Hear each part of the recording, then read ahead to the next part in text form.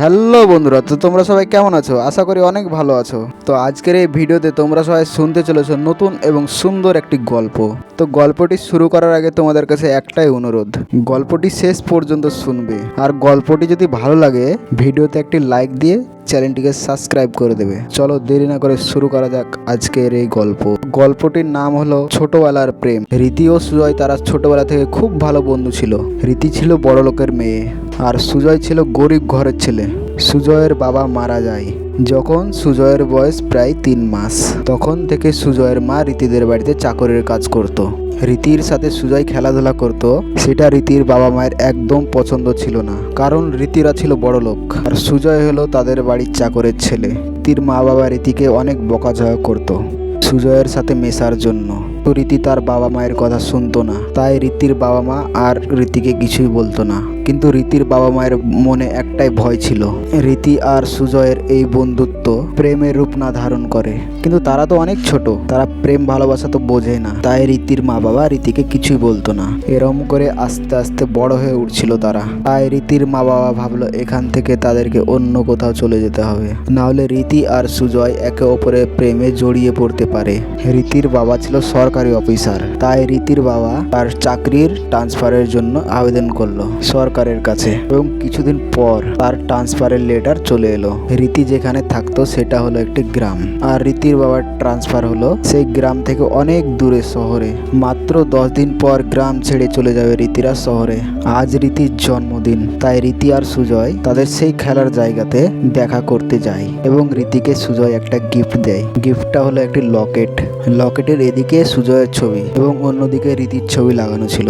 দেখতে দেখতে 10 দিন পার হয়ে গেল। এবার রীতির যাওয়ার পালা। তাই রীতি তার মাকে বলল, আমি একবার সুজয়ের সাথে দেখা করতে চাই। রীতির মা রাজি হলো, কারণ রীতির মা ভাবলো রীতি তো আর কোনোদিন সুজয়কে দেখতেই পাবে না, যতই হোক তার ছোটবেলার খেলার সাথী। তাই রীতির মা বলল, যা তাড়াতাড়ি দেখা করে ঘরে ফিরে আসবি, তোর বাবা জানতে পারলে আমাকে মারবে, কিন্তু তোর বাবা ফেরার আগে ফিরে আসবি, কেমন? রীতির বাবা তার অফিসে গেছে। আজকে তার ট্রান্সফারের জন্য তার অফিস থেকে একটা পার্টি রেখেছিল, সেখানেই ছিল রীতির বাবা। এই ফাঁকে রীতি সুজয়ের সাথে দেখা করতে গেল আর সুজয়ের সাথে দেখা করলো, এবং রীতি একটা গিফট দিল সুজয়কে। গিফটটা হলো একটি সোনার চেনওয়ালা ঘড়ি। ঘড়িটা যখন খুলে দেখলো তখন তাতে একটা মিউজিক বাজলো। সুজয় রীতিকে জিজ্ঞাসা করলো, রীতি আর এই গ্রামে আসবে কিনা? রীতি বলল, আসবে, প্রত্যেক বছরের জন্মদিনে, এবং তার সাথে দেখা করবে। এই কথা বলে রীতি চলে যায় গ্রাম থেকে।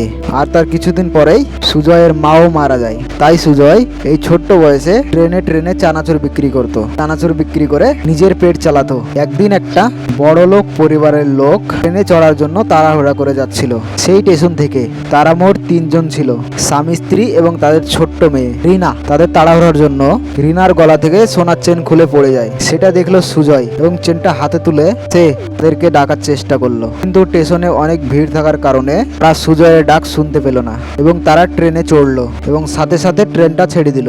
সুজয় দৌড়ে ট্রেনে চড়লো এবং তাদের কাছে গেল এবং তার হাতের চেনটা দেখিয়ে বলল, চেনটা তাদের কিনা? তারা বলল, হ্যাঁ, এই চেনটা তাদের মেয়ের গলা থেকে খুলে পড়ে গেছে। রিনার বাবা সুজয়কে জিজ্ঞাসা করলো, সে এই চেনটা কোথায় পেল? সুজয় সব বলল তাদেরকে। তারা খুশি হয়ে সুজয়কে কিছু টাকা দিতে চাইলো, কিন্তু সুজয় নিল না।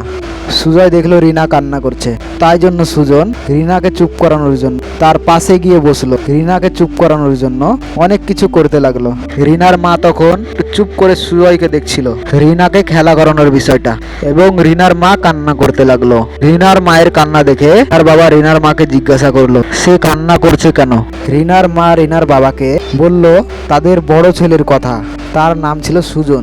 সুজন মারা গেছে, অনেক দিন হয়ে গেছে। কোনো একটা বড় রোগ হয়েছিল তার, ডাক্তার তাকে ভালো করতে পারেনি। তাই আজকে সুজয়কে দেখে তাদের ছেলের কথা খুব মনে পড়ছিল। তাই সুজয়কে জিজ্ঞেস করলো তার বাবা মায়ের কথা।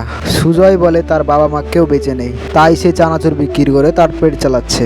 সুজয়ের কথা শুনে রিনার বাবা মা একটু কষ্ট পেল, আর তাদের ছেলে মারা গেছে। তাদের ছেলে যদি বেঁচে থাকতো তাহলে সেও সুজয়ের মতো বড় হয়ে যেত। তাই তারা ভাবলো সুজয়কে তারা নিয়ে যাবে নিজের সাথে। সুজয়কে বলল, তাদের সাথে যাওয়ার কথা। সুজয় রাজি হলো না, কারণ সুজয় যদি চলে যায় তাদের সাথে তাহলে তো সে রীতির সাথে আর দেখা করতে পারবে না। রীতির জন্মদিনে রীতি আসবে বলেছিল তাকে। সুজয়কে জিজ্ঞাসা করলো কেন সে তাদের সাথে যেতে চায় না। সুজয় রিনার বাবা মাকে সব বলল। রিনার বাবা সুজয়কে বলল প্রতি বছর রীতির জন্মদিনে সেখানে তাকে নিয়ে যাবে, তাহলে তো সে যাবে তাদের সাথে। সুজয় রাজি হয়ে গেল তাদের সাথে যাওয়ার জন্য এবং তাদের সাথে চলে গেল তাদের বাড়িতে। রিনার বাড়িতে রিনার ঠাকুমা, রিনার বাবা এবং মা আর সুজয়, মোট তারা 5 জনের পরিবার হলো। সুজয়কে একটি ভালো স্কুলে ভর্তি করিয়ে দিল তারা এবং সুজয় আস্তে আস্তে অনেক বড় হয়ে গেল এবং সুজয় থেকে হয়ে উঠলো সুজন। সুজনের বাবার একটি বড় সফটওয়্যার কোম্পানি আছে। সুজন বড়লোক হয়ে ঘুরে বেড়ানো একদম ভালোবাসতো না, তাই সে সিম্পল মানুষ হয়ে ঘুরে বেড়াতো। একদিন সুজয় বাইকে করে যাচ্ছিল তার বাবার অফিসে, কিন্তু রাস্তায় কোনো কারণে সে দাঁড়ায়। হঠাৎ পেছন থেকে একটা মেয়ে তার বাইককে ধাক্কা মারলো এবং সুজয়কে চিল্লাতে শুরু করে দিল। মেয়েটার চিল্লানোর আওয়াজ শুনে রাস্তা দিয়ে যাওয়া কিছু লোক আসে আর সুজনকে মারতে যায়, কিন্তু মেয়েটা সুজয়কে মারতে বারণ করে আর বলে তাদের ঝামেলা তারাই মেটাবে। তাই সবাই চলে গেল এবং সুজনও চলে যেতে লাগলো। মেয়েটি সুজনকে যেতে দিল না আর বলল কোথায় যাচ্ছ তুমি, আবার লোক ডাকবো নাকি? সুজয় ভয়ে ভয়ে বলল না ম্যাডাম, লোক ডাকতে হবে না, বলুন আমি কি করব। মেয়েটি সুজয়ের কথা শুনে একটু রেগে বলল কি করবো মানে, আমার স্কুটিতে যা ক্ষতি হয়েছে সেটা কে দেবে শুনি? সুজয় একটু হেসে বলল আমি দিতে যাব কেন, ধাক্কা মারলেন আপনি। আবার মেয়েটি একটু রেগে বলল লোক ডাকবো নাকি, ক্ষতিপূরণ দেবে নাকি লোক ডাকবো বলো। সুজয় ভয়ে ভয়ে ক্ষতিপূরণ দিতে রাজি হয়ে গেল এবং একটা গ্যারেজে স্কুটিটাকে নিয়ে গেল। গ্যারেজের মিস্ত্রিকে জিজ্ঞেস করলো সুজয় কত টাকা খরচ হতে পারে তার স্কুটি সারাতে। গ্যারেজের মিস্ত্রি বলল 10,000 টাকা খরচ পড়বে, কারণ গাড়ির অনেক কিছু খারাপ হয়ে গেছে, স্কুটির পেছনে তো বেশি ক্ষতি হয়ে গেছে। গ্যারেজ মিস্ত্রির এই কথা শুনে সুজয় বলল ধাক্কা লাগলো সামনে আর আপনি পেছনে ঠিক করার কথা বলছেন কেন? মেয়েটি আবার রেগে বলল টাকা দেবে নাকি আমি আবার লোক ডাকবো? সুজয় কিছু না বলে চুপচাপ টাকা দিয়ে দিল আর সেখান থেকে যেতে লাগলো, কিন্তু মেয়েটি আবারও আটকে দিল সুজয়কে। সুজয় বলল আবার কি চাই আপনার? মেয়েটি রেগে উত্তর দিল কি চাই মানে, আমি এখন অফিসে যাবো কি করে? সুজয় বলল রিক্সা করে যাও।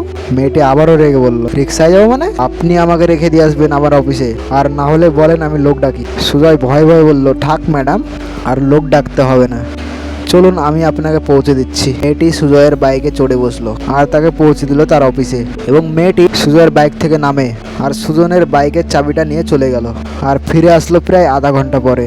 মেয়েটি সুজয়ের বাইকের চাবি দিয়ে আবার চেপে বসলো এর বাইকে এবং বলল চলো। কিছুক্ষণ পর পৌঁছে গেল সেই জায়গায় যেখানে তার বাড়ি।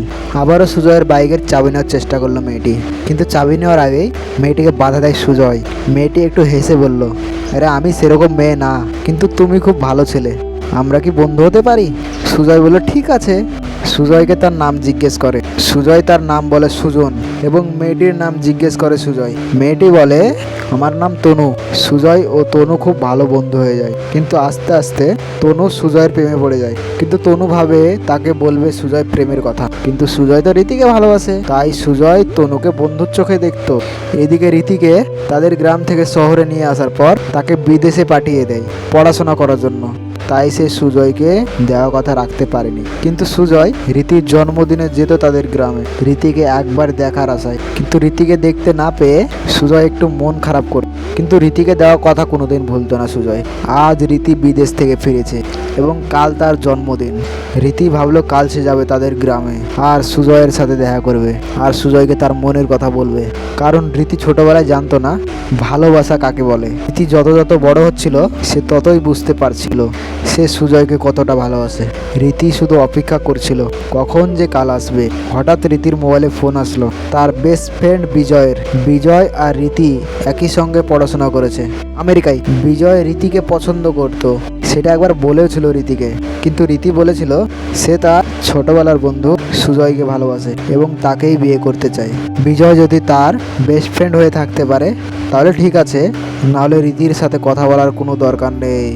সাপ সাপ বলেছিল রীতি এটা। তাই বিজয় রীতিকে বেস্ট ফ্রেন্ডের চোখে দেখতো। বিজয়ের ফোন দেখে রীতি ফোনটা রিসিভ করলো। রীতিকে বিজয় বলল তার বাড়িতে ছোট একটা পার্টি আছে, রীতি আসতে পারবে কিনা। রীতি রাজি হয়ে গেল। রীতি চলে গেল বিজয়ের বাড়িতে রীতি সেখানে গিয়ে দেখে বিজয়ের বাবা এবং মায়ের বিবাহ বার্ষিকী পার্টি রেখেছিল। রীতিকে ছাড়া আরো অনেক বড় বড় লোক সেখানে ছিল এবং সেখানে গিয়ে রীতি অনেক এনজয় করলো এবং রাতে বাড়ি গিয়ে ঘুমিয়ে পড়লো। রীতি ভুলে গেছিল একদম কাল তার জন্মদিন। রীতিকে তার মা সকালে ডাকে এবং হ্যাপি বার্থডে বলে। রীতির মায়ের কথা শুনে রীতির মনে পড়ে গেল সুজয়ের সাথে দেখা করার কথা। সাথে সাথে বিছানা থেকে উঠে রীতি তার মাকে জড়িয়ে ধরে বলল থ্যাংক ইউ মা। এবং রীতি আজকে অনেক খুশি হলো কারণ আজকে সে তার সুজয়কে আবার দেখতে পাবে। রীতি তাড়াতাড়ি গানটা সেরে অল্প কিছু নাস্তা করে চলে যায় স্টেশনে। আর কিছুক্ষণ পর একটা ট্রেনে চড়ে এবং একটু পরেই ট্রেন ছেড়ে যায়। এদিকে সুজয়ও সেই ট্রেনে চড়ার জন্য এসেছিল, কিন্তু সুজয় একটু লেট হয়ে যায় আর ট্রেনটা ছেড়ে গেল। সুজয় দৌড়েছিল ট্রেনটা ধরার জন্য, কিন্তু দৌড়েও ধরতে পারেনি। এখন আর কোনো ট্রেনও নেই, সেই আবার 2 ঘন্টা পরে একটা ট্রেন আছে। তাই সুজয় সেই ট্রেনটা ধরার জন্য অপেক্ষা করতে লাগলো। তো আপনাদের কি মনে হয়, সুজয়ের কি তার রীতির সাথে দেখা হবে? এই প্রশ্নের উত্তর জানতে আমাদের পরবর্তী ভিডিওর জন্য অপেক্ষা করুন। আর গল্পটি যদি ভালো লাগে তাহলে দয়া করে ভিডিওতে একটি লাইক দিয়ে চ্যানেলটিকে সাবস্ক্রাইব করে দেবেন। ধন্যবাদ সবাইকে আমার গল্পটি পুরোটা শোনার জন্য। এর পরের গল্পটি শোনার জন্য সবাই অপেক্ষা করুন। ততক্ষণের জন্য বাই সবাইকে। ভালো থাকবেন সবাই।